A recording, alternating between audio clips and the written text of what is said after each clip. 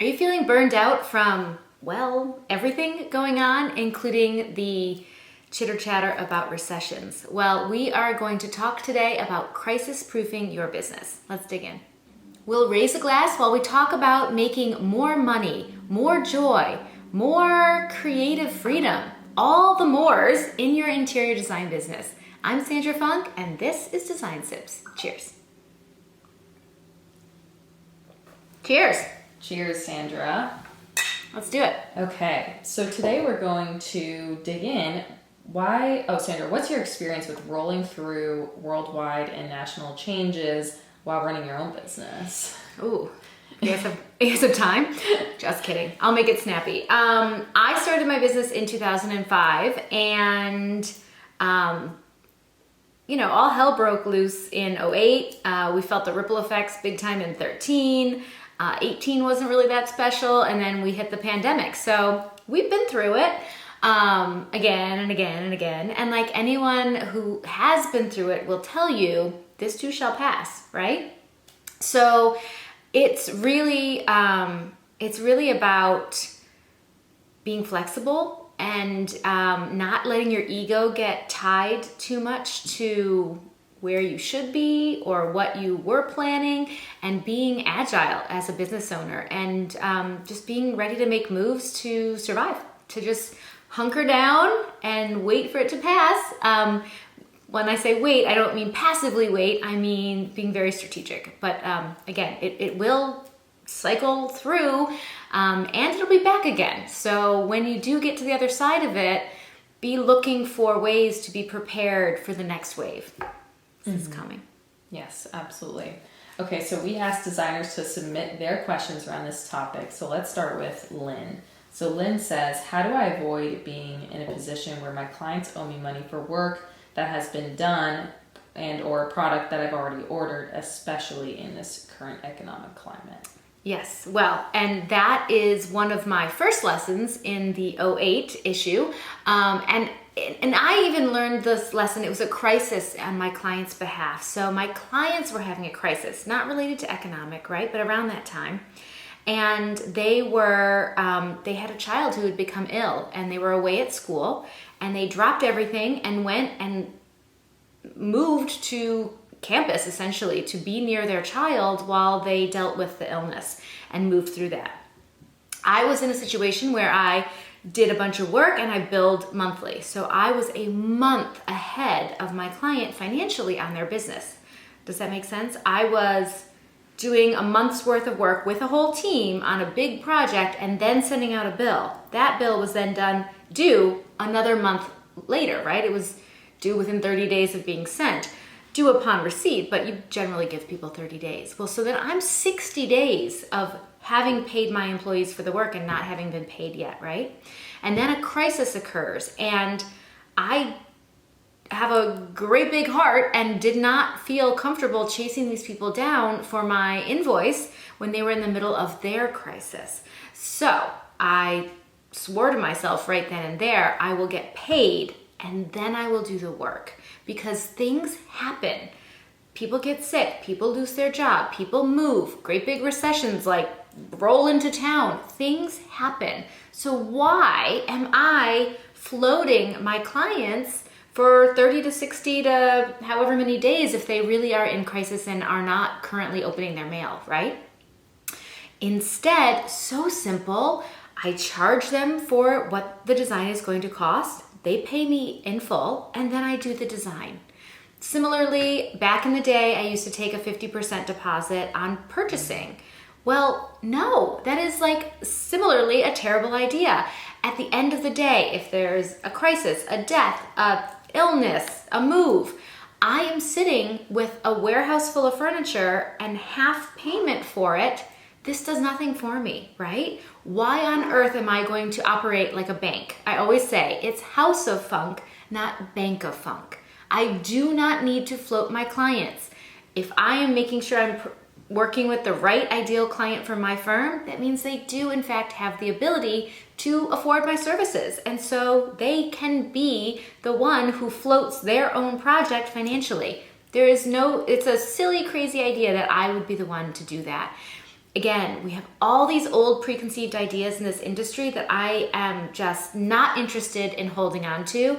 We have to be in business so that it is beneficial to the business owner. Of course, we also want to provide amazing service, incredible design, and amazing client experience and knock our clients' pants off, socks off? Socks off. We want to knock their socks off, not their pants. But what, you know what I'm saying? On that note, let's just have a drink, shall we? Cheers! Cheers. To not knocking our clients' pants off. Sorry, soapbox moment. What I was trying to say is the business has to be beneficial for you and your client, and hopefully they keep their pants on. Yes, for everyone's sake. Okay, Sandra, just a quick reminder to our designers to hit subscribe if they haven't already. Yes, if you're not subscribing to the channel and just hoping you'll come across another Design Tips episode, that's silly. Hit the subscribe button and be here every time that we post one of these. Yes, let's do it. Totally. Okay, so Sandra, do you have strategies, hiring strategies to keep design businesses safe during uncertain times? Yes. So another really important factor in the interior design industry is that we're project-based. So every time you successfully complete a project, you also work yourself out of a job, right? That is why we focus on marketing all year round, systematically, right? Because we are always marketing, so we can always be getting that next job, right? In addition, our industry is lumpy based on that. You're finishing out a big job, you're starting a new job, maybe the job you're finishing and the job you're starting aren't the same scale. Maybe you're starting a huge, build from scratch that's going to be a 3-year project, 12,000 square feet, yay, yay, yay, but you might need to scale your team according to how much scope you have on the books right now.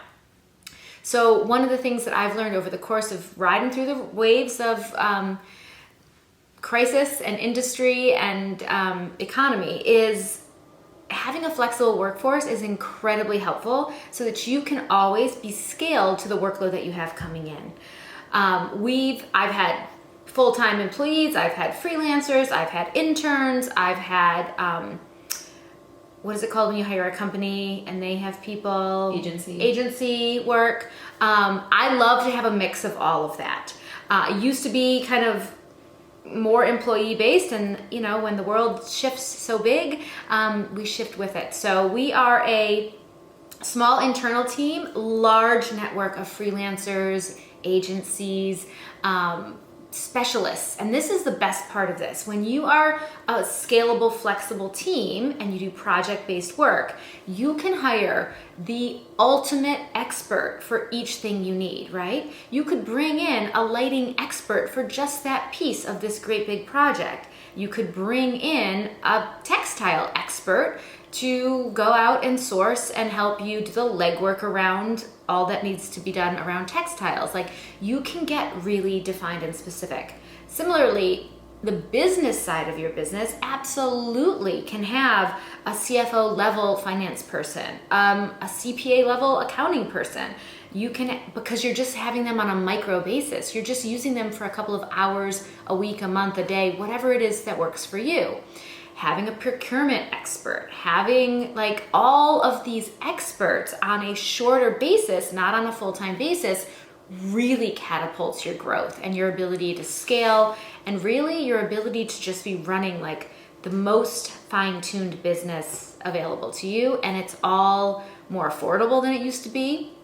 I remember back in the day, I used to try to find an assistant that could talk to potential clients, follow up on open orders, write proposals, do a little bit of bookkeeping, right? Handle the money as it was coming in, or just follow that process. Well, that's really hard to find one superhuman person who can have all those skills. Now, all of those are with specific experts that are like, they are in their zone of genius, they are working at their best, and we are benefiting as a firm from that. Mm-hmm. Cheers. Cheers. I think a lot of it is definitely thinking outside the box from the traditional, I run a 9-to-5 business, yada, yada, yada. Yes, and location, non-specific, like the ability to hire people from anywhere around the world, let alone around the country. So that is also really, really just opens up your mindset big time.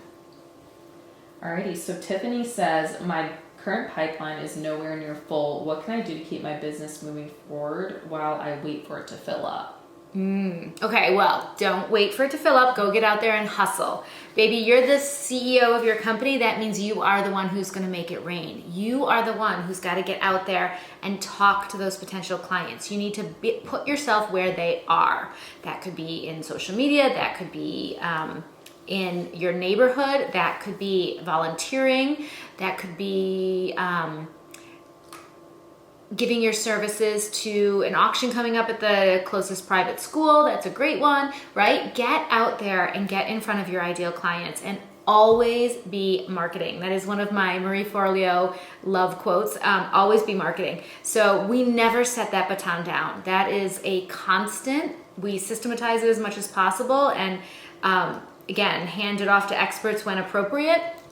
But you always need to be putting yourself out there. Waiting for a pipeline to fill up or hoping and not being active about it is really, really tough.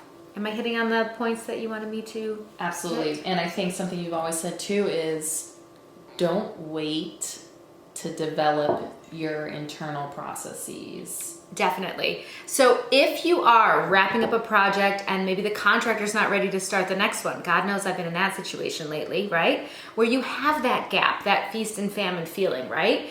When you have those gaps, that's when you work on the business, right? So when you are given the gift of time to work on your business and not in your business, don't freak out and go into fear mode. Instead, make your business better while you've been given this gift, right? Everyone says, I'm gonna do this when I have free time. The minute you have free time, you're freaking out because you need to sign your next client, right? I've been there, I know this feeling, I totally get it. When you have those gaps or when you have a little quieter period in your business, that is when you systematize, you hire, and you don't have to pull the trigger on the hire, but you can write the job descriptions, you can start marketing, you can start gathering candidates, having conversations, right? You might put off pulling the trigger on that new hire until that next job comes in. That's fine, but there's a lot of legwork that goes into finding the candidates and making sure that they are in alignment with your vision and your values and that they have the skill set to do what you need them to do. All that research on all those flexible freelancers, that's a great time to do that. It's also a great time to go and get more education, improve your business. So for instance, the Interior Design Standard, excellent time to start digging in on making your business structure all locked down, all better across the board. Everything business is in the standard, and it will help your entire business catapult forward when you come back in and you're ready to be in the business again. You may as well get it set up just so. It's a great time to do it. Yes, and something you've said before is be the business that survives these crises, because you not only have the design chops, but because you run such a beautiful business that your clients are raving about. Yes. So we all know that during an economic downturn, that businesses do fail, right? That the ones that are not wowing their clients, that are not providing an amazing customer experience, one that is so communicative, clear, professional, and also fun, and feels like you're being totally taken care of. Those kind of client experiences get talked about. Those kind of client experiences become the chit chat that turn into referrals, right? Like the little chit chat that says, they snap a picture and say like, oh my gosh, can you believe my designer dropped off this gorgeous floral arrangement in the perfect colors to complement my new room. Those details are what gets shared, right? And that's how we make sure that we are building a nice, big, deep, long pipeline so that when economic downturns come, maybe 2 of the 5 clients that are waiting to work with you put it on hold, but there's still 3 more that are like, no, I've got the money in the bank, let's do this, right? I'm ready to go. So building that long-term referable business, having a business that's so rock solid that you not only survive tough times, but you gain market share because you are the one to work with. You are the one that survives, essentially. So I pray that is for you. And that's why we do Design Steps, so we can share the best ways for you to be able to do that and to improve your business from top to bottom. why don't you share your story of your LOC? Yes. Okay, so way back in the day, I was like running my little business. It was a little baby business, and I had my little checking account, and I would physically go in there all the time and like deposit my checks because they were like precious gold. You know, like back in the day, I was so excited. Now I'm like, snapshot, go. But I would be in there, and the banker who was like running my, my business banker management guy was young and hungry and was like such a go-getter. And he would like follow me out to my car and be like, we can do a line of credit. You want a line of credit? I can get you a line of credit. And I was like, no. By then, I was running a cash flow positive business, right? The money came in and then I did the work. The money came in and then I placed the orders. So I was like, I don't have a business model where I am the bank. I'm not the Bank of Funk. I'm the House of Funk, right? I'm not in a situation where I need cash flow because my clients bring me cash flow, right? And I was small then. I didn't have a bunch of overhead. I didn't have rent. I didn't have a whole bunch of payroll or anything. So I was like, I don't need that. And I was talking to my dad one day, longtime business owner, and he's like, turn around, go back in there and take that line of credit. Someone is offering you a line of credit. It's going to cost you $100, $150 a year, and you're going to have this cash cushion if you ever need it. Turn around and go say yes to that banker. And I was like, are you serious? He's like, you don't know when you're going to need it. You don't know why you're going to need it. Businesses need cash, and it's wonderful that he's chasing you into the parking lot and offering you an opportunity to have access to cash when and if you need it. So I literally turned around, went back in. He was delighted. Paperwork was a breeze, not a big deal. And I had $100,000 line of credit just sitting there, a cushion in case I needed it. Well, let me tell you what, when we came up with the idea to build the standard, that was an amazing cash cushion to go into development, right? To hire people to do a new website, to hire more team members to help with the videos and the content and all of the details, right? You don't know that you're going to create something new until you have the idea. And let me tell you, it never fails. When you really need more cash, that's when it's hard to get. So the next time that you're talking to your banker and things are in good flow, maybe when your bank balance is high, request, find out, see if you could be eligible for a line of credit. Things like this are really helpful when you need it most, right? Also, same thing, your credit card, maximums, all those things. It's a phone call to talk through. Hey, I'd like to have my limit on my credit card increased. We're placing big orders this next month and I just need more float, right? I'm gonna place all those orders and then pay all those invoices, but it's gonna go through my credit card. Those kind of conversations, go in, talk to your banker, get on the phone, talk to your credit card companies. It's really, really amazing to look at all the different ways. I know SBA.gov has options for small businesses. There's a lot of grants and a lot of loans out there for small businesses. So just think through how you can get your hands on some cash to float you through tough times if you do have big overhead, if you do have employees, and you do need to kind of swing from the branches when there are tough times. Never to take it overhead where you end up in debt and it ends up being a bad scene. But again, if you know the next job is coming and you just need to float, that's a great option. Also, of course, when economic times are difficult, if you can decrease overhead, if you can have a more flexible workforce, that also makes sense. You have to stay agile, and I love the idea of like taking that line of credit so that you have a trapeze underneath you. Trapeze? You have a support net? You have the net. There's a net underneath you, even though you're up on the trapeze wire having a good old time. So consider it. Speaking of uncertain times, just because things are a little crazy out in the world does not mean that you can't be growing and developing your business. Check out my other video on scaling your business in times like these.